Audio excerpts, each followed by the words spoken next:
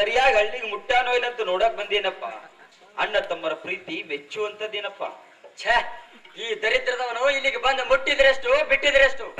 ಆದ್ರೆ ನೀವು ಈ ರೀತಿ ಮೋಸ ಮಾಡಬಾರ್ದಾಗಿತ್ತು ಅಪ್ಪಾಜಿ. ಏನೋ ನಿನ್ನ ಮಾತಿನ ಅರ್ಥ? ಮತ್ತೆ ತುಂಬ ಕಳಿಸಿದ್ದಾಳೆ ನಿನ್ನ ತಲೆಯಲ್ಲಿ ನಿನ್ನ ಪಟ್ಟಣದ ಹೆಂಡತಿ. ನಿನಗೆ ಜನ್ಮ ನೀಡಿ ಪಟ್ಟಣಕ್ಕೆ ಓದಕ್ಕೆ ಕಳಿಸಿದ್ದೇ ತಪ್ಪಾಯ್ತೇನೋ. ಅದೇನ್ ಕೇಳ್ಬೇಕಂತ ಬಂದಿದ್ದೇವೋ ನೇರವಾಗಿ ಕೇಳೋ. ಯಾವುದೋ ಅನಾಚಾರ್ಯಕ್ಕೆ ಹುಟ್ಟಿ ಬೀದಿಯಲ್ಲಿ ಬಿದ್ದಿದ್ದ ಈ ಭಿಕಾರಿಯನ್ನು ತಂದು ಮನೆಯಲ್ಲಿಟ್ಟುಕೊಂಡು ಜನ್ಮ ರಹಸ್ಯವನ್ನೇ ಬಚ್ಚಿಟ್ಟು ತಂದೆ ತಾಯಿ ತಮ್ಮ ಅನ್ನುವ ಸ್ವಾತಂತ್ರ್ಯ ನೀಡಿದಿರಲ್ಲ ಹಿರಿಮಗನೆಂದು.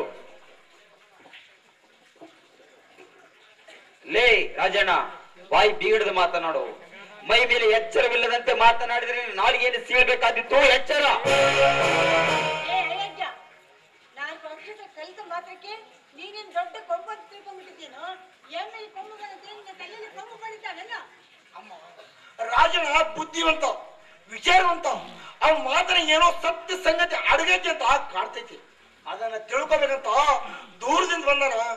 ಏನೇನು ಮಾತನಾಡಿ ಅವನ ಮನಸ್ಸು ನೋಯಿಸ್ಬೇಡಿ. ಏನ್ ಕೇಳ್ಕಂತೀವೋ ಕೇಳಿ ತಿಳ್ಕೊರಪ್ಪ. ಅಪ್ಪಾಜಿ, ಈ ಸರ್ವ ಆಸ್ತಿಯಲ್ಲಿ 2 ಭಾಗ ಮಾಡಿಸಿ ವಕೀಲರಿಂದ ಉಯಿಲು ಬೆರೆಸಿದ್ದು ಸತ್ಯವೇ? ಬರ್ಸಿದ್ದಾರೆ. ಅದು ಅವ್ರ ಸ್ವಂತ ದುಡಿದು ಗಳಿಸಿದ ಆಸ್ತಿ. ಯಾರಿಗಾದ್ರೂ ಮಾಡ್ತಾರೆ, ಯಾರ ಹೆಸರಿನಲ್ಲಾದ್ರೂ ಬರ್ಸುತ್ತಾರೆ. ಅದನ್ನು ಕೇಳೋದಕ್ಕೆ ನೀನ್ಯಾರು? ಸಾವಿತ್ರಿ, ಈ ಕಲಿತ ಪಂಡಿತ ನನ್ನನ್ನು ಕೇಳಲಿಲ್ಲ, ನನ್ನನ್ನು ಏಕೆ ಕೇಳಲಿಲ್ಲ ಅಂತ ಕೇಳಕ್ ಬಂದಿದ್ದಾನೆ ಈ ಮಹಾ ಪಂಡಿತ. ಹೋಗಲೇ ಹೋಗು. ಇಲ್ಲ ಅಪ್ಪಾಜಿ, ತಿಳಿದವರಾದ ನೀವೇ ಈ ಪಾಪದ ಪಿಂಡದ ಹುಟ್ಟಿನ ಗುಟ್ಟನ್ನು ಬಚ್ಚಿಟ್ಟು ಅನ್ಯಾಯದ ಆಚರಣೆ ಮಾಡಿದ್ರಲ್ಲ, ಅದನ್ನು ತಿಳಿಯದೆ ಏನೋ ಮಾತನಾಡ್ತು ಓದು ಬಂದ್ರೆ ನಿನ್ನ ಪುಟ್ಟ ನೆತ್ತಿಗೇರಾಗತ್ತಿತ್ತೇನೋ. ನಾನು ಬಚ್ಚಿಟ್ಟ ಜನ್ಮ ರಹಸ್ಯದ ಪಾಪದ ಪಿಂಡ ಬೇರಾರಲ್ಲ, ನೀನೇ ಆ ಪಾಪದ ಪಿಂಡ. ಹೊರಟೋಗು ಮೊದಲು ಈ ಮನೆಯಿಂದ. ಆ ಪಾಪದ ಪಿಂಡ ನಾನು ಇಲ್ಲ ನಿಮ್ಮ ಹಿರಿಮಗನ ಮುಖವಾಡ ಹಾಕಿರುವನಲ್ಲ. ಇವನು ಎಂಬುದು ಕೋರ್ಟಿನಲ್ಲಿ ಇತ್ಯರ್ಥವಾಗಿದೆ.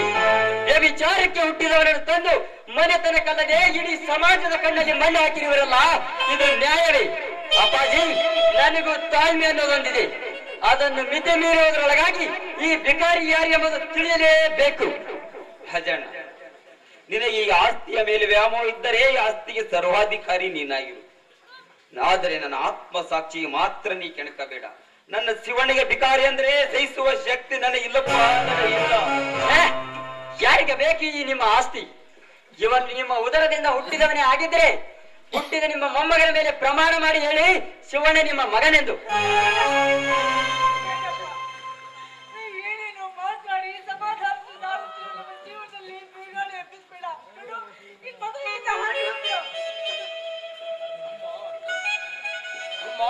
ಸುಳ್ಳಿಗೆ ಆಯುಷ್ಯ ಬಹಳ ಕಡಿಮೆ ಅಂತ ನೀವೇ ಹೇಳ್ತಿದ್ದೀರಲ್ಲ. ಸತ್ಯ ನ್ಯಾಯ ನೀತಿಗೆ ಅನ್ಯಾಯ ಮಾಡಿ ನನ್ನ ಹುಟ್ಟಿನ ಮೂಲನ್ನು ಬಚ್ಚಿಟ್ಟು ನೀವೇಕೆ ಕಷ್ಟದ ಕಡೆಗೆ ಬಲಿಯಾಗ್ತೀರಿ? ಹೇಳಿಬಿಡಿ, ನಾನೇನಾತ? ನಾನೇ ಬೇಕಾರಿ? ನಾನೇ ಪಾಪದ ಪಿಂಡ ಅಂತ?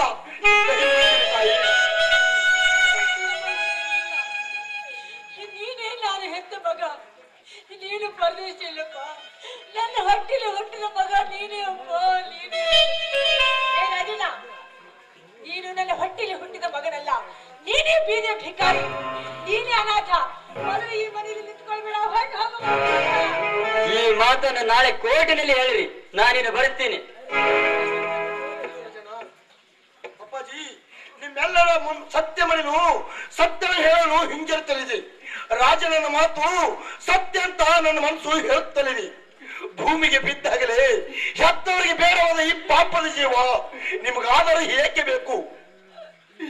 ಈ ದರಿದ್ರ ಶಿವನ ಆದರಕ್ಕೆ ಹುಟ್ಟಿದವನೆಂದು ಇಡೀ ಊರಿ ನನ್ನಡೆಗೆ ಕೈ ಮಾಡಿ ತೋರಿಸುವ ಮುಂಚೆ ನನ್ನ ಜನ್ಮರಾಜ ಹೇಳಿ ಪುಣ್ಯ ಕಟ್ಟಿಕೊಳ್ಳೆ ಪಸಿ ಪುಣ್ಯ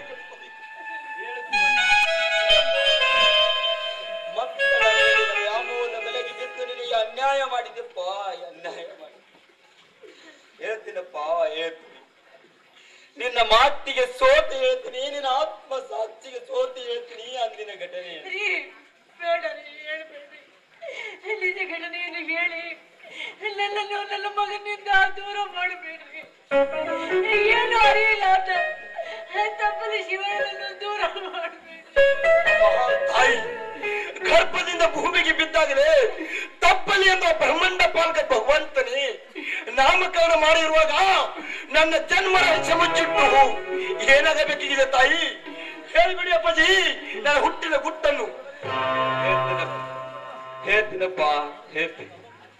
ನನ್ನ ಹಾಗೂ ಸಾವಿತ್ರಿಯ ಮದುವೆಯಾಗಿ 10 ವರ್ಷ ಗತಿಸಿದರು ಸಾವಿತ್ರಿಯ ಮಕ್ಕಳಾಗಲಿಲ್ಲ ಎಂಬ ಕೊರಗಿನಿಂದ ನೊಂದು ಬೆಂದು ಬಂಜೆ ಎಂಬ ಹಣೆಪಟ್ಟವನ್ನು ಕಟ್ಟಿಕೊಂಡು ನೋವಿನಲ್ಲಿ ಕಾಲ ನೂಕುತ್ತಿರಬೇಕಾದರೆ ಅದೊಂದು ದಿನ ಶಿವರಾತ್ರಿಯ ಶಿವ ಪೂಜೆಗಾಗಿ ಬೆಳಗಿನ ಜಾವ ನಾವಿಬ್ಬರು ಶಿವ ಮಂದಿರಕ್ಕೆ ಹೋದಾಗ ಮಂದಿರದ ಆವರಣದಿಂದ ಒಂದು ಮಗುವಿನ ಆರ್ತನಾದ ನಮಕರಣ ಪಟಲವನ್ನೇ ಎಚ್ಚರಿಸಿ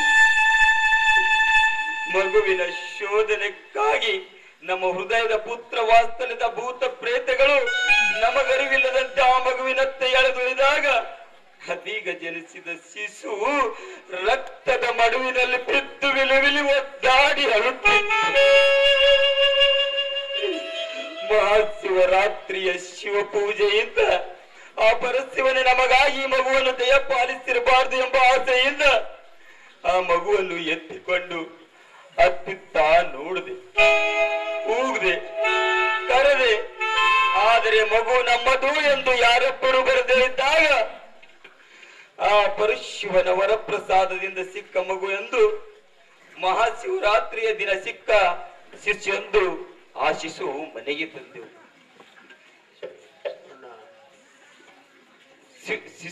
ಶಿವಣ್ಣನೆಂದು ನಾಮಕರಣ ಮಾಡಿದ್ದೆವು. ಮಗುವಿನ ಆಟ ಪಾಠಗಳಲ್ಲಿ ಮೈಮರೆತು 2 ವರ್ಷ ಕಳೆಯುತ್ತಿದ್ದಂತೆ ಸಾವಿತ್ರಿ ಗರ್ಭಿಣಿಯಾದಳು. ಗರ್ಭಿಣಿಯಾಗಿ ಗಂಡು ಮಗುವಿಗೆ ಜನ್ಮ ನೀಡಿದಳು. ಅದೇ ಮಗು ಈ ರಾಜಣ್ಣ. ನೀವಿಬ್ಬರು ಅಣ್ಣ ತಮ್ಮಂದಿರು ನನ್ನ ಮಕ್ಕಳೆಂದು ಬೆಳೆಸಿ ದೊಡ್ಡವರನ್ನಾಗಿ ಮಾಡಿದೆ. ಆದರೆ ಆ ವಿಧಿ ಕ್ರೂರರ ರೂಪದಲ್ಲಿ ಬಂದು ನನ್ನ ಗುಟ್ಟನ್ನು ರಟ್ಟು ಮಾಡಿತ್ತು. ರಾಜಣ್ಣ, ಈಗಲಾದ್ರೂ ನಿನ್ನ ಮನಸ್ಸಿಗೆ ನೆಮ್ಮದಿ ಆಯ್ತೇನೋ ಅಯೋಗ್ಯ? ಆದ್ರೆ ಒಂದು ಮಾತು ಚೆನ್ನಾಗಿ ನೆನಪಿನಲ್ಲಿ ಇಟ್ಟುಕೊಳ್ಳಿ, ನನ್ನನ್ನು ನನ್ನ ಹೆಂಡತಿಯನ್ನು ಕೇಳಿದೆ ಈ ಸರ್ವ ಆಸ್ತಿಯಲ್ಲಿ ಒಂದು ಬಿಡುಗಾಸು ಕೂಡ ಅನ್ಯರಿಗೆ ಸೇರತಕ್ಕದ್ದಲ್ಲ. ನಾನಿನ್ನು ಬರುತ್ತೇನೆ. ಅನ್ಯಾಯದ ಆಸ್ತಿ ನಮಗೂ ಬೇಕಾಗಿಲ್ಲ. ನಮಗೆ ಏಕೆ ಬೇಕಾಗಿದೆ ಈ ನಿಮ್ಮ ಆಸ್ತಿ? ಏನಂದ್ರೆ ಕೊಟ್ಟು ಬಿಡಿ, ಅವರ ಹಕ್ಕಿನ ಪತ್ರ ಬಂದು ತೆಗೆದುಕೊಳ್ಳಿದ್ದೇನೆ. ಇಷ್ಟು ದಿನವರೆಗೆ ನಾನೊಬ್ಬ ಅನಾಥನೆಂಬ ಅರಿವಿಲ್ಲದೆ ತಾವು ಯಜಮಾನರು ನಾನು ಆಳೆಂಬುದನ್ನು ಮೈಮರೆತು ವರ್ತಿಸಿದೆ. ನನ್ನ ತಪ್ಪನು ಗೌರಿ, ಇಷ್ಟೊತ್ತು ನನಗೆ ನಡೆದ ನನ್ನ ಜನ್ಮರಸದ ಕಥೆಯನ್ನು ಕೇಳಿಯಲ್ಲ. ನಾನೊಬ್ಬ ಭಿಕಾರಿ ಎಂಬುದನ್ನು ಅರಿದೆ. ನಿನ್ನ ಕತ್ತಿಗೆ ತಾಳಿ ಕಟ್ಟಿ ನಿನಗೆ ಮೋಸ ಮಾಡಿದ್ದೇನೆ. ನನ್ನನ್ನು ಕ್ಷಮಿಸು ಗೌರಿ. ಆದರೆ ಗಂಡನೆಂಬ ಅಭಿಮಾನದಿಂದ ಈ ಸುಖ ಸಂತೋಷಗಳನ್ನು ತೊರೆದು ನನ್ನೊಡನೆ ದುಡಿದು ಬದುಕಲು ಸಿದ್ಧರಿರುವ ತಾಳಿ ಕಟ್ಟಿದವನ ಜೊತೆಗೆ ಬಾಳಬೇಕಾಗಿದ್ದು ನಾರಿಯ ಕರ್ತವ್ಯ.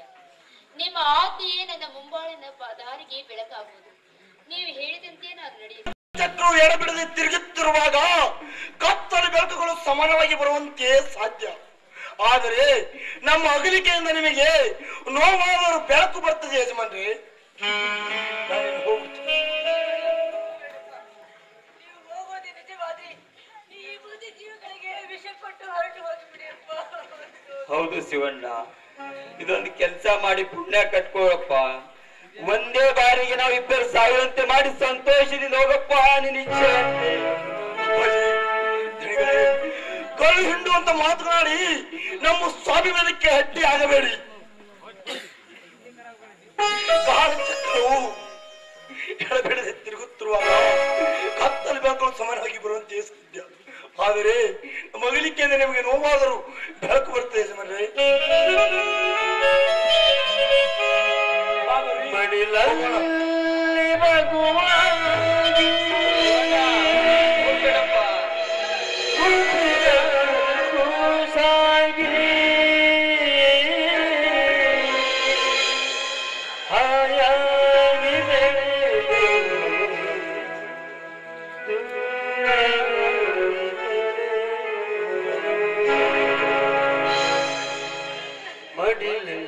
ಮಗುವಾಗಿ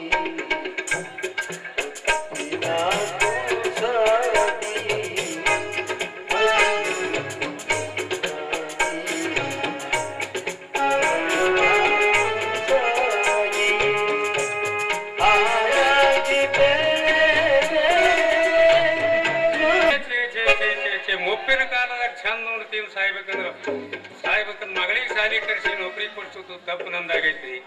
ಪಡಪೋಸಿ ಪಕ್ಕ ರಂಡ್ ಮುಂಡಿಗೆ ಶಾನ್ ಹೋಗ ಗಂಟು ಬಿದ್ದಂಡಿ ನನ್ನ ಮಗಳಿಗೆ ಗಂಡ ಆಗ್ಬೇಕಂತ ಪಕ್ಕ ಊರಾಗಿರತ್ತನ ನನ್ನ ಬಾಳೆ ಸುದ್ದ ನಡೆಯಂಗಿಲ್ರಿ. ಅವನು ಕೂಡ ಗುದ್ದಾಡ ತಾಕತ್ತ ನನ್ನ ಬಲ್ಲಿ ಉಳಿಲಿಲ್ಲ. ನನ್ನ ಮಗಳಿಗೆ ಅದು ಏನು ಮಂತ್ರ ಉದ್ಯಾನೋ ಏನು ರಾತ್ರಿ ಕನಸಿನ ಸಹಿತ ಮಂತ್ ಬಡಿಬಾಡ್ಸೈತಿ. ಪಕ್ಕ ಹೆಂಗೂ ಇಂದ ಊರಾಗಿಲ್ಲ. ಅವ ಬರೋದ್ರೊಳಗ ಊರ್ ಬಿಟ್ಟು ಓಡಿ ಹೋದ್ರಾಯ್ತು.